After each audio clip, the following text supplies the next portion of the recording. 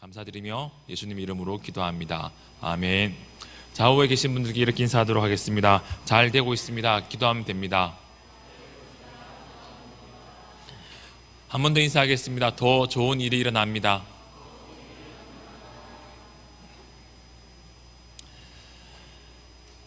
신앙생활 하면서 이제 기도하면 이제 응답받는 경험들이 있잖아요. 그렇죠? 있으시죠? 없지 않으시죠?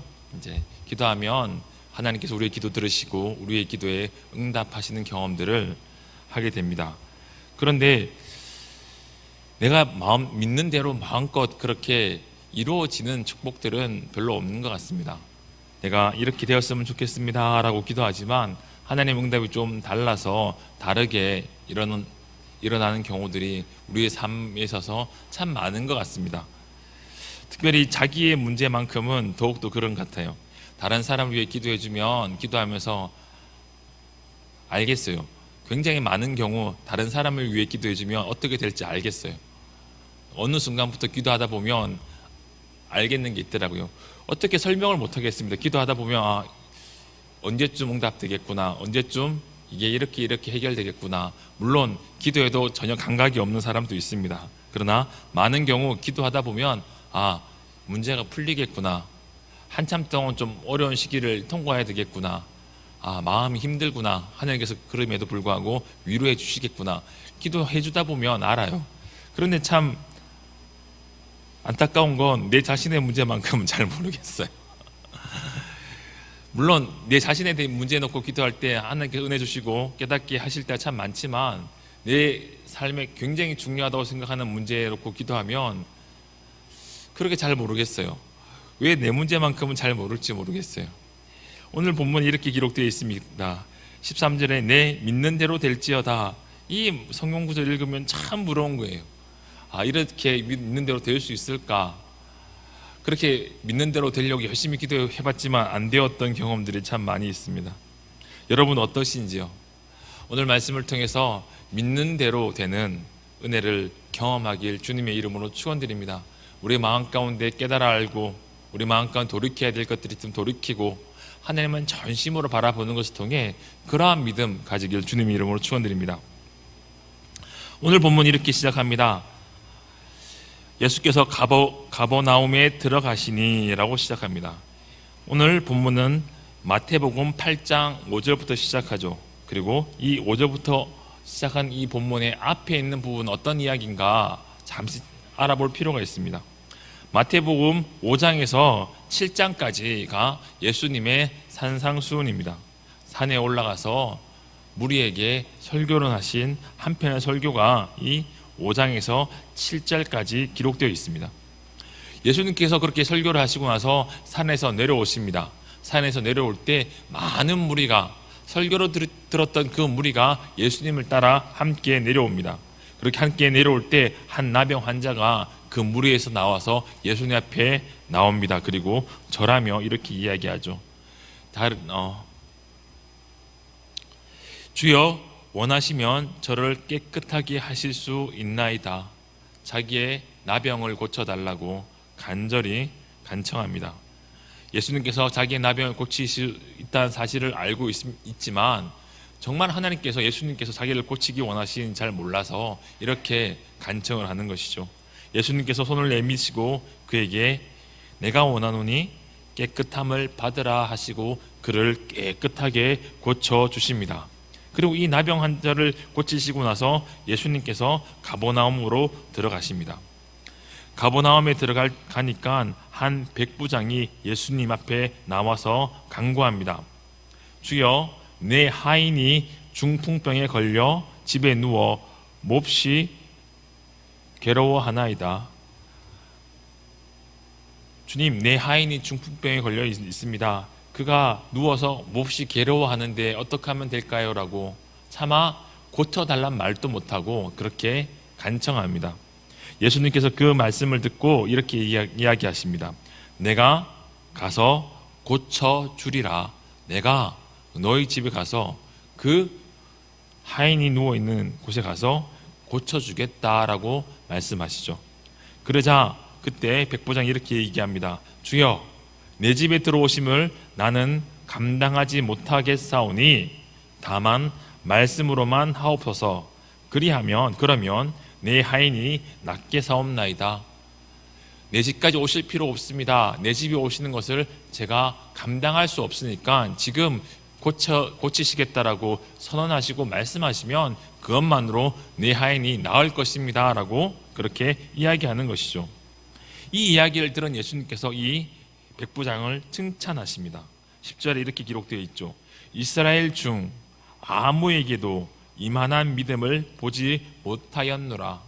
이스라엘 중에 아무에게도, 심지어 자기를 따르고 있는 제자들에게도 이만한 믿음을 본 적이 없다라고 말씀하시죠. 그리고 13절에 이렇게 말씀하십니다. 가라, 내 믿는 대로 될지어다. 내가 그 믿음을 가지고 있으니까 믿는 대로 될 것이다 라고 말씀하시죠.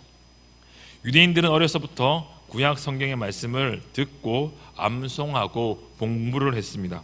어릴 때부터 하나님이 어떠한 분이신지 들으면서 살았습니다. 하나님께서 이스라엘에게 어떻게 행하셨는지 듣고 자랐습니다. 모세 이야기를 들었습니다. 다윗의 이야기를 들었습니다. 엘리야의 이야기를 들으면서 그들은 자랐습니다. 그리고 율법을 준행하면서 믿음의 꿈을 꾸며 그들은 자랐을 것입니다. 뿐만 아니라 기도와 율법을 준행하는 신앙 훈련을 꾸준히 받으면서 자랐을 것입니다. 엄격한 신앙 훈련, 율법 준행하는 것을 부모는 자녀들에게 엄격하게 가르쳤습니다. 그리고 자녀들은 그 훈련을 마땅한 것으로 여기고 그렇게 훈련받으면서 자랐습니다. 때를 따라 금식하고 기도하고 모세 율법을 지키면서 하나님께서 내게 베풀어 주신 그 은혜를 기억하면서 그들은 자랐을 것입니다. 그러나 오늘 본문에 등장하는 백부장은 유대인이 아닙니다. 헬라인이 아닙니다.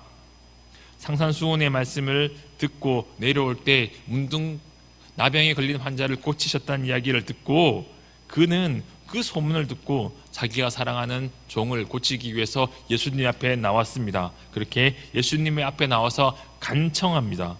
내 사랑하는 하인을 고쳐달라고, 내 종을 고쳐달라고 간구할 때 하나님께서는 그를 믿음을 칭찬하시고 그를 인정하시죠. 그는 유대인들처럼 오랫동안 하나님의 말씀을 듣지 않았습니다. 그는 그렇게 엄격한 신앙 훈련을 받지 않았습니다. 그럼에도 불구하고 예수님께서는 이렇게 말씀하시잖아요. 이스라엘 중에 이만한 믿음을 가진 자가 없다라고요. 대체 믿음이 무엇이길래, 분명 지난주 제가 이렇게 광고했죠. 훈련 없이 성장은 없습니다. 성장하지 않는 믿음은 믿음이 아닙니다. 그러면서 여러분 양육반 이렇게 신청할 것을 제가 권면해 드렸는데요. 오늘 본문을 참 반대되는 본문을 골랐네요. 분명히 신앙에서는 훈련이 필요합니다. 훈련을 통해서 성장합니다. 그런데 분명한 사실은 그것만으로는 되지 않는다고 말씀하고 있는 것이 있거든요. 신앙에 있어서 정말 훈련과 교육과 신앙의 경험들이 굉장히 중요합니다. 왜냐하면 훈련 없이 성장되지 않는 부분이 있습니다. 하나님을 경험한 신앙의 경험 연륜들, 그 신앙의 경험들 없이 하나님이 어떠한 분이신지 알 수 있는 방법이 없습니다. 먼저 신앙생활을 해갔던 믿음의 선배들이 기도하면서 고민하고 그것들을 나누는 것을 어릴 때부터 들어오면서 하나님 이러한 분이구나 간접적으로 들으면서 자라다가 자기가 어느 날 기도하기 시작하고 하나님 은혜를 경험하면서 똑같은 문제에 부딪히고 똑같이 기도해보고 그들을 체험하는 것을 통해서 그렇게 들어왔던 하나님이 정말 살아계신 나의 하나님이라는 사실을 그렇게 신앙의 연륜을 통해서 배우고 하나님이 어떠한 분이신지 깨달아 알게 되는 부분들이 있습니다. 그러나 예수님께서는 그러한 신앙의 연륜이 없는, 신앙의 훈련이 없는 이 백부장이 가지고 있는 믿음에 대해서 놀랍다고 인정하시고 칭찬하고 있습니다. 신앙의 연륜, 경험, 신앙의 훈련이 특별히 예수님께서 칭찬하실 수밖에 없는 특별한 믿음을 만들어주는 반드시 필요한 조건이 아닙니다. 믿음을 결정짓는 것은 신앙의 연륜이나 경험이나 훈련 같은 행위가 아니기 때문이죠. 예수님께서 특별하게 칭찬하는 믿음이 되기 위해서 우리에게 가장 필요한 것이 있다면 그것은 무엇일까요? 오늘 본문에 이렇게 기록되어 있죠. 중풍병에 걸린 백부장의 하인을 고치기 위해서 이 백부장은 예수님 앞에 나옵니다. 그리고 예수님의 말씀으로 선언하시는 것을 통해서 하나님의 은혜를 경험하게 되고 그 종은 고침받게 됩니다. 그리고 그렇게 고침받게 되는 이유를 백부장의 믿음이라고 예수님께서는 말씀하고 있는 것이죠. 백부장의 믿음은 백부장의 말 속에 나타납니다. 예수님께서 말씀하시면 된다고 믿는 믿음이 그의 마음속에 있었습니다. 예수님께서 말씀하시면 그 말씀대로 된다고 믿는 믿음이 그 백부장에게 있었던 것이죠. 믿음은 행위 이전에 마음이 어떠하냐를 통해서 결정되는 것입니다. 믿음은 행위를 통해서 만들어지는 것이 아니라 내 마음을 바꾸는 것을 통해서 만들어지는 것입니다. 믿음을 결정짓는 것은 훈련이나 경험이나 이런 행위가 아니라 우리의 마음을 바꾸는 것, 말씀에 대해서 내 마음이 어떻게 결정하고 어떻게 반응하기로 내 마음을 결정하는 것을 통해서 우리의 믿음이 결정되는 것이에요. 그렇게 결정된 믿음이 훈련과 경험과 연륜을 통해서 다듬어지고 날카로워지고 아름다워질 수 있는 것입니다. 믿음의 출발은 우리의 마음의 문제부터 있다는 사실을 이 본문을 통해서 알 수 있는 것이죠. 잠언 24장 23절에 이렇게 기록되어 있습니다. 모든 지킬 만한 것 중에 더욱 내 마음을 지키라. 생명의 근원이 이에서 남이라. 내 마음을 어떻게 붙잡고 있느냐, 내 마음을 어떻게 좌지우지하느냐, 주어진 삶의 상황 가운데서 하나님의 말씀과 빗대어서 예수님과 빗대어서 내 마음을 세상 쪽으로 향하게 만들 것이냐, 하나님에게로 고정할 것이냐, 이것을 통해서 생명이 있을 수도 없고 생명이 없을 수도 있다라고 성경은 이야기하고 있습니다. 복음서에 예수님을 특별히 만난 사람들이 많이 기록되어 있습니다. 그러나 그들 모두 오늘 백부장처럼 가지고 있는 문제를 들고 나와서 그 문제를 응답받지는 않았습니다. 마태복음 8장 19절에 한 서기관이 등장합니다. 그는 예수님이 어디로 가든지 따르겠다라고 말씀하십니다. 그러나 예수님께서는 그의 고백을 들으시고 반대된 이야기 하시는 거예요. 예수님은 스스로 인자가 머리 둘 곳이 없다라고 말씀하시면서 서기관이 말하는 스스로 예수님을 따르겠습니다라고 하는 그 고백에 대해서 따라와봤자 의미가 없다라고 이야기하고 있는 것이죠. 마가복음 10장 17절에 보면 부자 청년이 등장합니다.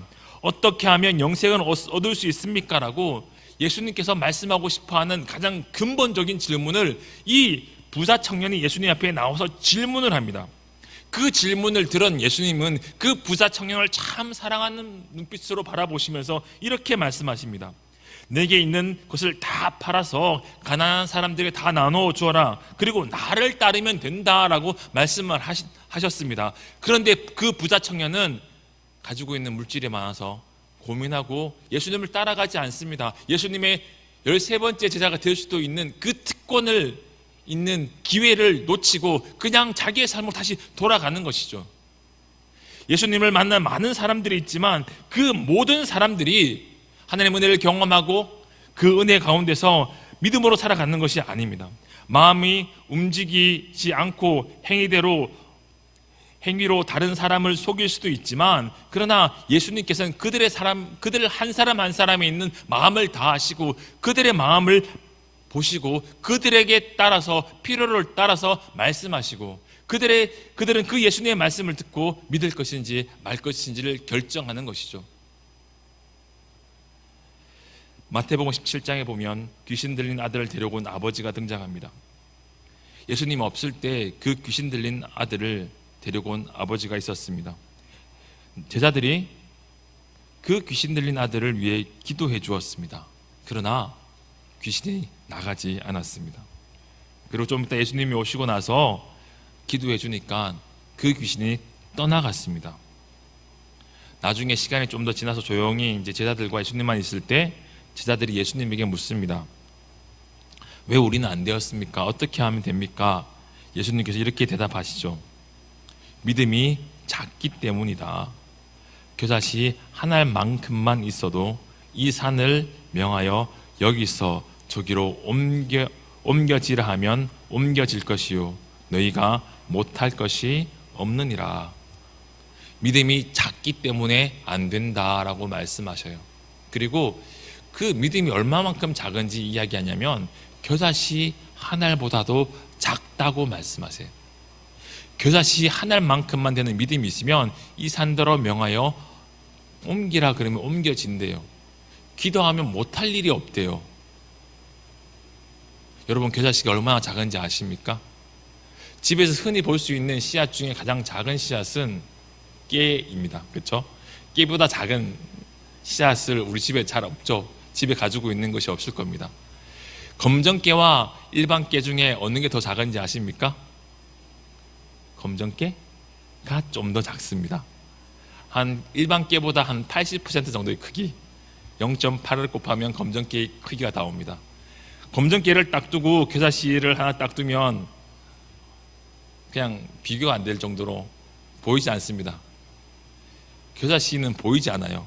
검정깨를 옆에 두고 겨자씨를 딱 옆에 두면 도무지 잘 보이지가 않아요. 검정깨는 잘 보이는데 그렇게 겨자씨는 안 보여요.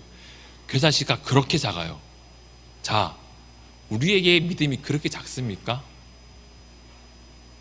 예수님이 믿음이 작기 때문이다라고 말씀하시는 것은 믿음의 크기를 이야기하시는 게 아니라는 사실을 우리가 알아야 합니다. 크기를 이야기한다면 꼭 씨앗으로 비유할 필요가 없잖아요. 그런데 예수님께서 크기를 이야기하시면서 씨앗으로 비유합니다. 씨앗은 생명이죠. 땅에 씹으면 땅의 지력과 물을 만나면 싹이 나고 자랍니다. 왜냐하면 생명이 있기 때문입니다. 전자의 현미경으로 겨자씨를 확대해서 이 성경책만큼 크게 확대했다고 칩시다. 자, 확대했습니다. 제가 손으로 쥐고 있는 만큼 벌레가 먹었습니다. 이 겨자씨를 땅에 심었습니다. 어떤 일이 일어날까요? 싹이 날까요? 싹이 납니까? 안 나죠. 이유가 무엇입니까? 생명이 없기 때문이죠.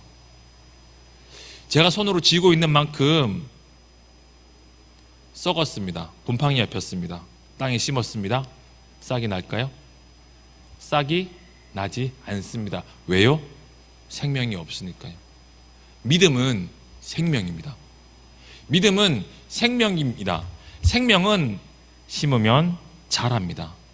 생명은 지금은 작아도 반드시 심으면 자란단 말이에요. 믿음은 생명입니다.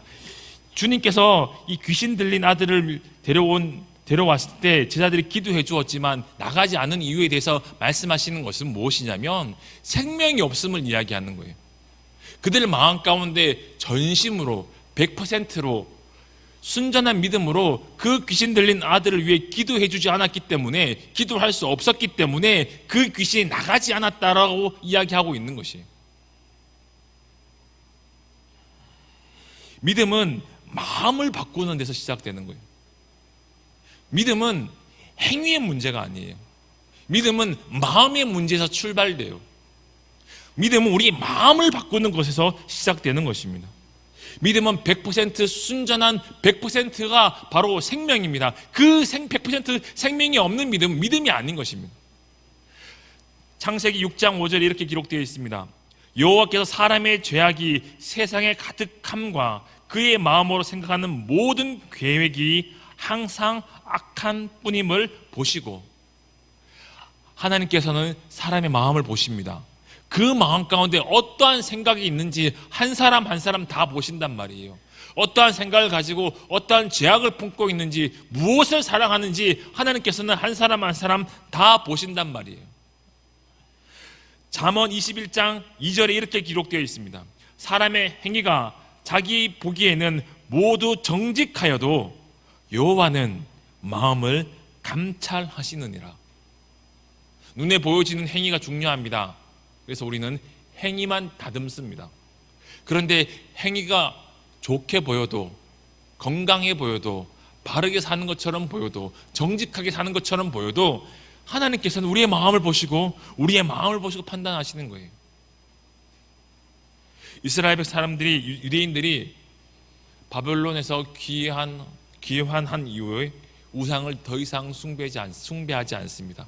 왜냐하면 이방 민족에게 지배당한 가장 큰 이유가, 바벨론으로 그렇게 포로 생활할 수밖에 없었던 이유가 우상을 섬겼기 때문이다라고 결론을 내고 더 이상 우상을 숭배하지 않습니다. 하나님만 바라봅니다. 율법을 준행하기 위해서 모든 노력을 다 합니다.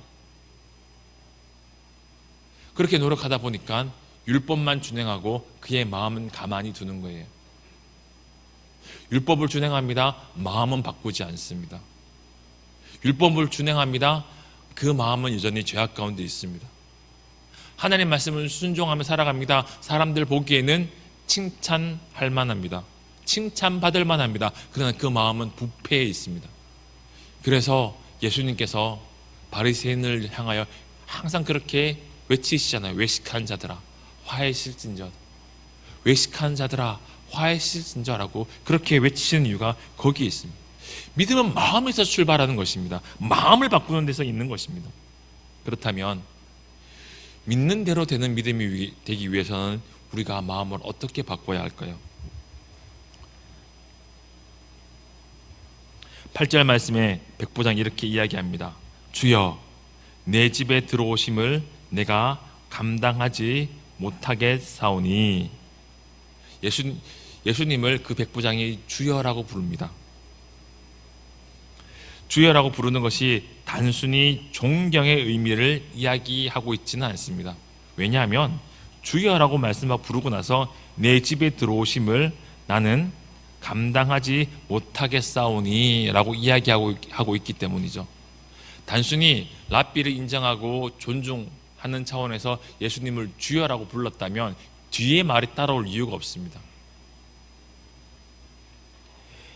예수님이 집에 들어오는 것을 감당하지 못하겠다라고 이야기하는 것을 통해 그가 예수님이 하나님이 보내신 사람, 메시아일 수도 있다는 사실, 혹은 메시아임을 믿고 있을 수도 있다는 사실을 이야기하고 있습니다. 하나님 주권을 전적으로 인정하기 위해서 하고 있기 때문에 예수님을 주님이라고 부르고 있습니다. 하나님의 주권을 전적으로 인정하는 것은 언제 생깁니까? 거룩하신 하나님 앞에 죄악된 인간이 나아갈 때, 하나님의 그 거룩하심을 깨달아 알 때 내가 죄인이라는 사실을, 내가 비천한 존재라는 사실을 깨달아 알게 됩니다. 그리고 그것을 통해서 예수님의 주권을 전적으로 인정하게 되는 것이죠. 이 일이 오늘날 우리에게 언제 일어납니까? 십자가에 못 박혀 죽으신 예수를 믿음의 눈으로 바라볼 때 그 일이 일어나는 것입니다. 갈라디아 2서 2장 20절에 이렇게 기록되어 있습니다. 내가 그리스도와 함께 십자가에 못 박혔나니 그런즉 이제는 내가 사는 것이 아니요 오직 내 안에 그리스도께서 사시는 것이라. 이제 내가 육체 가운데 사는 것은 나를 사랑하사 나를 위하여 자기 자신을 버리신 하나님의 아들을 믿는 믿음 안에서 사는 것이라. 사도 바울이 고백합니다. 내가 그리스도와 함께 십자가에 못 박혔나니, 십자가에 못 박혀 죽은 예수 그리스도를 내가 믿음으로 보니까 그 예수님의 십자가에 못 박혀 있는 죽음이 나의 죽음이라는 사실을 알게 되고, 나의 죽음이라는 사실을 알게 되는 것을 통해 예수가 그리스도라는 사실을 알게 되는 것입니다. 그런즉 이제는 내가 사는 것이 아니요 예수님이 그렇게 십자가에 못 박혀 죽은 그 죽음이 내 죄 때문에 죽었다는 사실을 알고 나니까 이제 내가 내 마음대로 살지 못하겠는 거예요. 내가 이전처럼 죄악을 사랑하고 그렇게 죄악을 쫓아가는 삶을 살 수 없는 것이에요. 오직 내 안에 그리스도께서 사시는 것이라. 내 삶의 주인인 더 이상 내가 아니라 예수 그리스도임을 사도 바울이 고백하고 있는 것입니다. 하나님 앞에, 예수님 앞에 주권을 드릴 수 있는 것은 언제 생기는 일입니까? 십자가를 통해서 예수님을 믿음의 눈으로 바라볼 때 십자가에 못 박혀 죽은 그 예수 그리스도의 죽음이 나의 죽음임을, 나를 위해서 예수님께서 십자가에 못 박혀 죽었다는 사실을 내 모든 존재를 걸고 깨달아 알게 되는 순간, 성령께서 우리의 마음 가운데 찾아오셔서 예수님이 나의 죄를 위해서 죽으셨다라고 말씀하실 때 내 삶의 주권을 예수님에게, 하나님에게 드릴 수 있는 것입니다. 사도 바울은 그리고 또 이렇게 고백하고 있습니다. 이제 내가 육체 가운데 사는 것은 나를 사랑하사 나를 위하여 자기 자신을 버리신 하나님의 아들을 믿는 믿음 안에서 사는 것이라. 주권을 하나님께 드린 사람은 믿음 안에서 사는 것이에요. 나를 사랑하신 예수님을 믿는 믿음 안에서 사는 것이에요. 나를 사랑하셔서 나를 위해서 죽으신 그 예수님을 믿는 믿음 안에서 사는 것이 바로 나의 삶의 주권을 하나님께 드리는 것입니다. 이 주권을 하나님께 드리는 일은 다른 어떠한 신앙 행위로 만들어지는 것이 아닙니다. 훈련을 통해서 만들어지는 것이 아닙니다. 십자가에 못 박혀 죽은 그 예수를 내가 믿음의 눈으로 볼 때만 생기는 일인 것입니다. 성령께서 우리의 마음 가운데 찾아오셔서 십자가에 못 박혀 죽은 예수가 그리스도라고, 하나님의 아들이라고 말씀할 때에만 우리의 심령 가운데 그 일이 일어나는 것입니다. 이 고백은 특별한 믿음을 가진 사도 바울과 같은 사람에게만 주어지는 고백이 아닙니다. 디모데후서 2장 11절에 이렇게 기록되어 있습니다. 미쁘다 이 말이요, 우리가 주와 함께 죽었으면 또 함께 살 것이요, 참으면 또 함께 왕노릇 할 것이요, 우리가 주를 부인하면 주도 우리를 부인하실 것이라. 우리는 미쁘임이 없을지라도 주는 항상 미쁘시니 자기를 부인하실 수 없으리라. 초대교회 시절에 있었던 찬양을 사도 바울이 인용하고 있습니다. 주어가 나가 아닙니다. 1인칭 단수가 아닙니다. 우리라는 단어를 쓰고 있습니다. 사도 바울만 그렇게 고백하는 것이 아니라 그 시대에 함께 신앙생활하는 모든 성도들이 예수 그리스도의 죽으심을 고백하고 있는 것입니다. 그 죽음이 나의 죽음임을 고백하고 있는 것입니다. 우리가 주와 함께 죽으면 또한 함께 살 것이요, 우리가 주와 함께 죽으면 또한 함께 살 것이요. 사도 바울만 십자가에 못 박혀 죽는 것이 아니라 믿음으로 살아가는 모든 성도들은 십자가에서 예수를 바라보고 그 예수를 믿는 믿음으로 십자가에 못 박혀 죽고 예수 그리스도와 함께 무덤에서 부활하는 것입니다. 하나님의 주권을, 나의 삶의 주권을 하나님께 온전히 드릴 때 우리는 말씀의 권위를, 말씀의 통치력을 인정하게 됩니다. 백부장이 이렇게 얘기하죠. 다만 말씀으로만 하옵소서. 다만 말씀으로만 하옵소서. 그러면 내 하인이 낫게 싸움나이다. 아무리 멀리 있어도 말씀하시면 되는 거예요.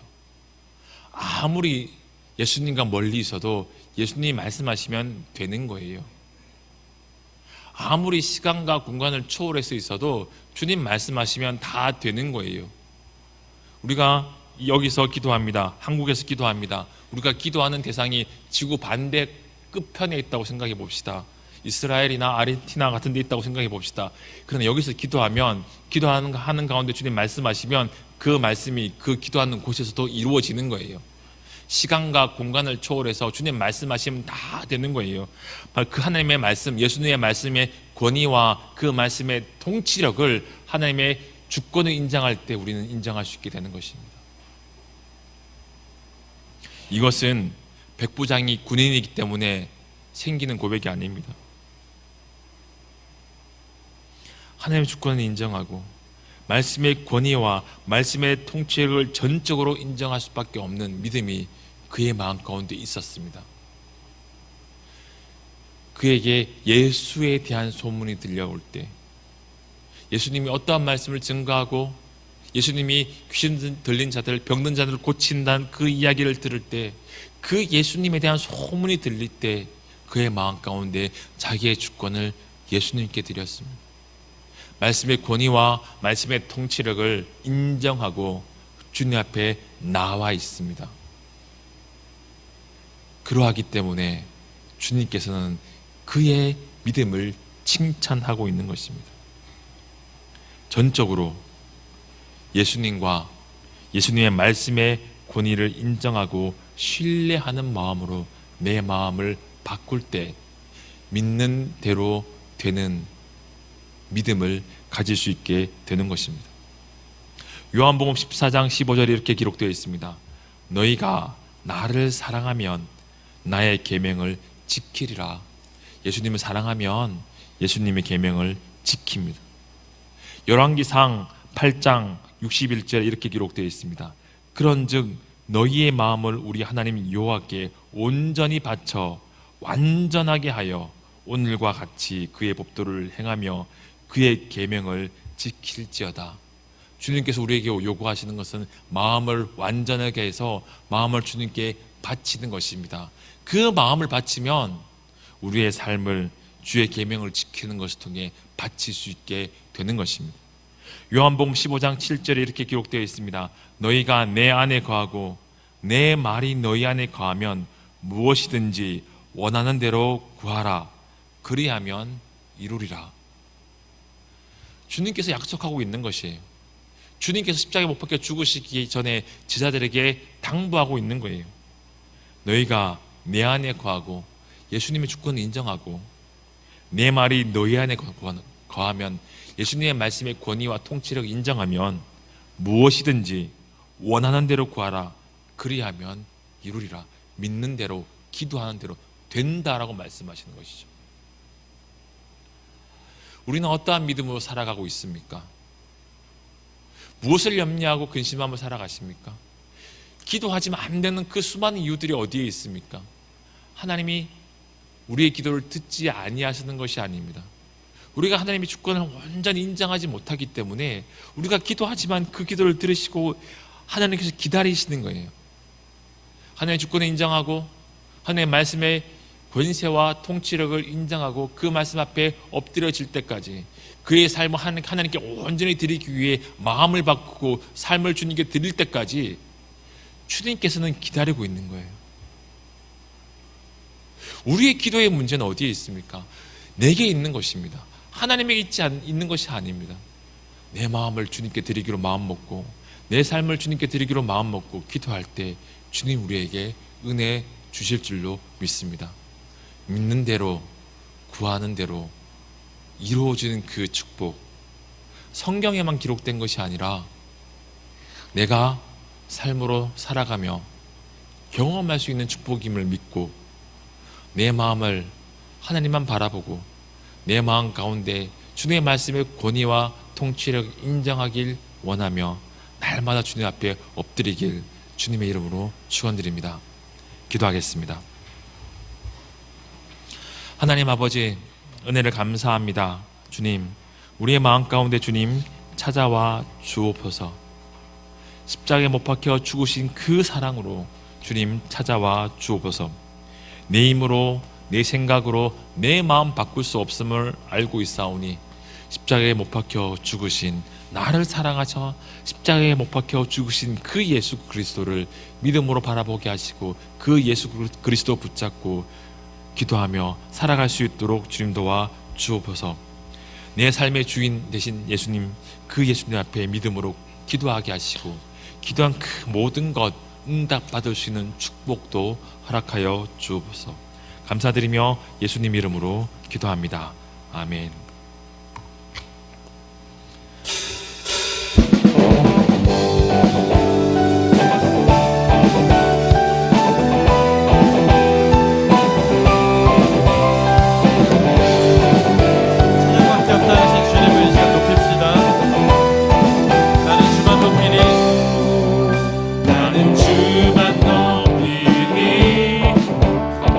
결코 내맘 변치 않네.